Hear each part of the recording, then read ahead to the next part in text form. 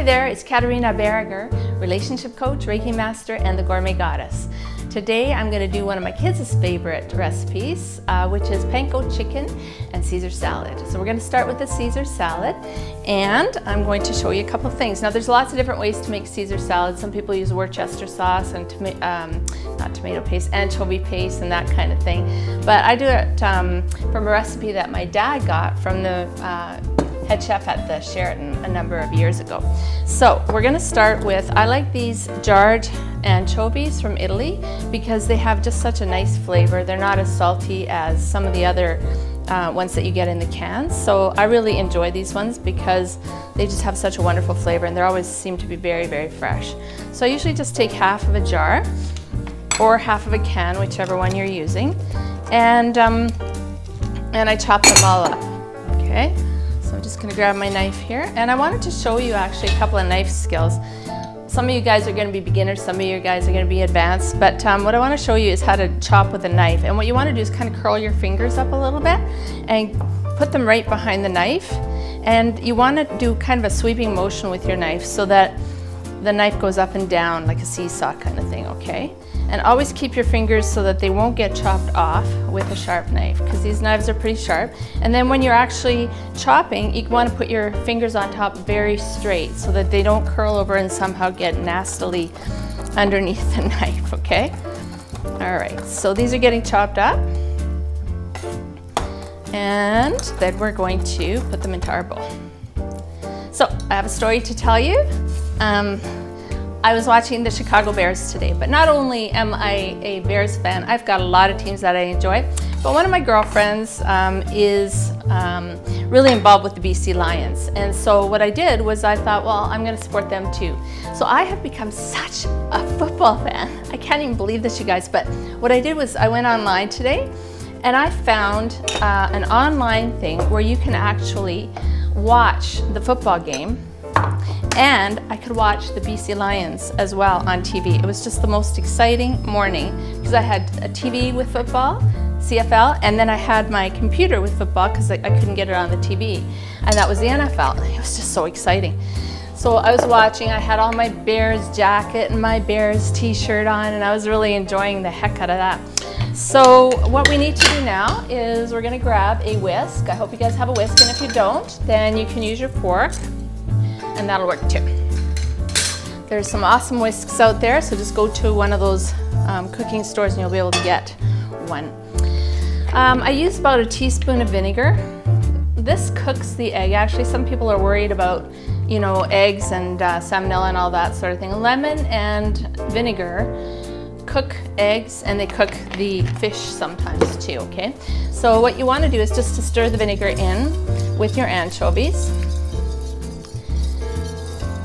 Some people coddle their eggs. I don't do that because I just figure it's pretty good this way. And I've done this for probably 30 years now, and I've never had an issue with the Caesar salad because of a raw egg, okay? So then what we're gonna do is get some garlic, and we're going to get a garlic press. Now I don't know if all of you have a garlic press, so I'll show you two different ways. This garlic press is fantastic. I'm not trying to do a commercial for it or anything like that, but this garlic press, you can leave the skin on and it actually does the job. It gets the garlic out. Now it's up to you how much garlic you want, and then it takes the skin out like that.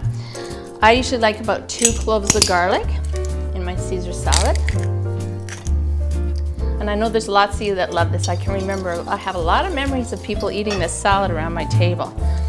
And I was just on Facebook saying that I was going to be doing this salad, and one of my girlfriends from Calgary said that she can't wait. So this is kind of cool. All right, so here we've got pretty much the basic ingredients that you need before you start adding the olive oil. Now, with the Caesar salad dressing, oops, with the Caesar salad dressing, what happens is you're making like a mayonnaise, okay? So you're emulsifying all of the ingredients that you have in here so far. So you want to very, very slowly pour the olive oil in. The faster you go, the more likely it is that your sauce is going to split. So you want to do it very carefully and slowly. There is a little trick that I can tell you about how you can recover the sauce, and that is to strain it all and keep the anchovies and the garlic And then start again with the very slow pouring of the olive oil. Okay, see? And then as you go, it's starting to emulsify. Now you can go a little bit faster with your olive oil and stream a little bit more in at a time. So this is about almost a half a cup of olive oil that you're putting in, maybe a little bit more. It just depends on what you like, okay? So we're gonna leave that. And then what I usually do is I add some lemon olive oil because as you know, I love this stuff. I use it in a lot of different dishes. So the lemon olive oil just adds a gorgeous flavor. Okay, and then you always want to add a little bit of fresh lemon at the end of it. It smells good. And again, you want to cup the lemon over top so that you don't get the seeds into your salad dressing, which I just did. Isn't that fantastic? Okay, we'll just take that seed out. Usually that doesn't happen though. All right. So we're going to just stir that up. And then you want to add a little bit of cracked fresh pepper. Smells gorgeous in here. And then that's the salad dressing. And all you really need to do after that is to put your lettuce in and some fresh Parmigiano Reggiano. So that's Parmesan cheese for those of you in English. And then you're pretty much done. So I'm just going to add the lettuce, which has been cleaned and torn up into bite-sized pieces. And we'll just add enough lettuce so that it makes the sauce just stick enough so that it's kind of a little bit juicy and wet, but not overly wet, because you don't want it to be too sticky and gross. It's not good to have too much salad dressing on there. And if it looks like it's still too thick, then you just add a few more lettuce leaves, which I'm going to do. And this should serve between 2 and 4 people, depending on how hungry you are. There you go. All right. And then we'll just throw a little bit of Parmesan over top. I like the freshly grated stuff from the bread, from the chunk of cheese. And that's it. There's your Caesar salad all ready to go. So the next thing we're going to do is I'm going to set up our pan here and pour a little bit of oil in. I like to use safflower oil or olive oil for this. And you just want to have a shallow fry for this. So what we're going to do next is we're going to take some chicken, because what we're making now is Panko chicken. And what I really like to do, and this is a really great trick so that you can clean up afterwards without any mess, is you just put a piece of saran wrap down where you're going to put your flour and your breadcrumbs. Pour a little bit of flour, and then pour your Panko breadcrumbs just onto the saran wrap. Just make sure that you got plenty there. And then what we're going to do is I've already beaten up 3 eggs. Just get this out of the way. Beaten up 3 eggs, and I'm going to start dredging them. So the first thing you do in order to create a moisture barrier is you put it through flour. Then you put it through the egg mixture, and then you put it into your Panko and just cover it and let it get it nicely covered with breadcrumbs. And then what you're going to do is to test this, make sure that it's warm enough, which it isn't quite. There we go. And just start letting that fry up. What we're going to do is we're only going to brown it a little bit, and then we're going to put it into the oven to finish off. I just find that's just such a nice way to do it. And instead of using regular salt, today I'm going to be using a really nice smoky salt that I've got. And it's got a little bit of smoke flavor in it. It's really nice on chicken. You can actually, in your flour, you can put things like curry, or you can put things like herbes de Provence. You can put all kinds of different flavorings there, Italian seasoning, whatever you'd like to put in there, or just leave it plain with salt and pepper, and that works perfectly too. So we're going to just start with that. Last one here for this pan.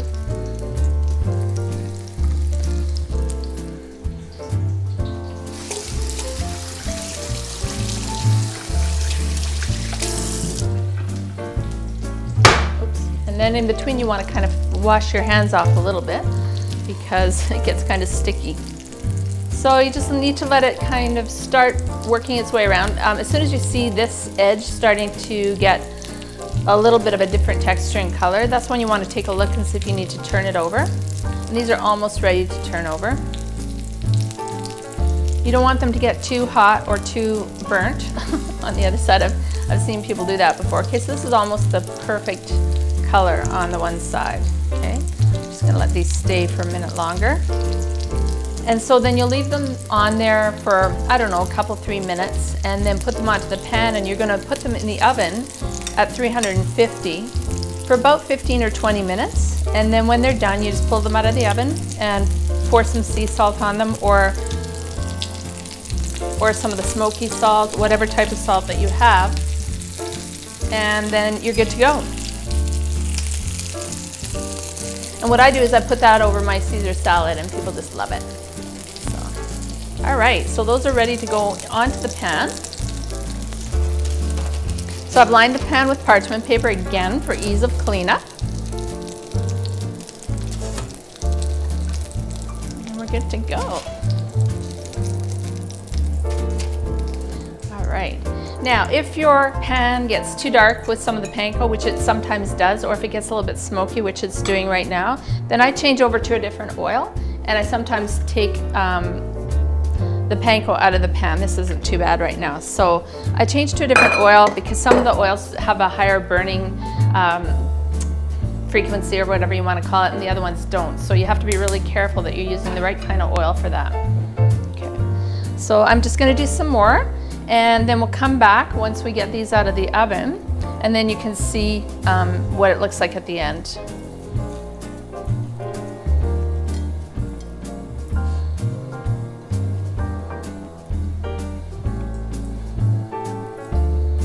Okay, so as you can see, there might be a little bit of an egg drop there, you know, and the flour and the panko. So instead of having to clean it up a big mess, you just take this, fold it all together, and into the garbage it goes, and then you have very little cleanup afterwards. Just like that. There you go. All right, there we go, all done. Now we're gonna put these in the oven at 350 for about 15 or 20 minutes. And then we'll pull them out. So we've now taken our chicken nuggets out, our chicken panko, and what I'm gonna do is I'm gonna add some really special salt. I have some maple smoked sea salt, which I got from the Vancouver Island Sea Salt Company, Vancouver Island Salt Company, and I think you guys should try it basically. Or you can just use regular salt or whatever it is that you like to put on there, Mrs. Dash, it doesn't really matter, but this is pretty awesome salt. And just put a little bit over top, and if you want to put pepper on, go for it. Like that, freshly cracked pepper, and we are good to go. And then what I'm going to do is put it over top of some salad, just a couple of pieces each person, maybe 3 pieces each person, and it's delicious and divine. So I hope you enjoy this one, you guys. By the way, my Bears did win this afternoon. I'm not sure if I mentioned that. It is kind of important because I was wearing everything. There's only 6 games left in the season, so I'm pretty excited, and I'm hoping they can do it. So I just kind of put them around like this, and you're good to go. So that's dinner at my place tonight. I hope you enjoy it. And oh, relationship question of the day. Today I had a question, why are you single, or why am I still single?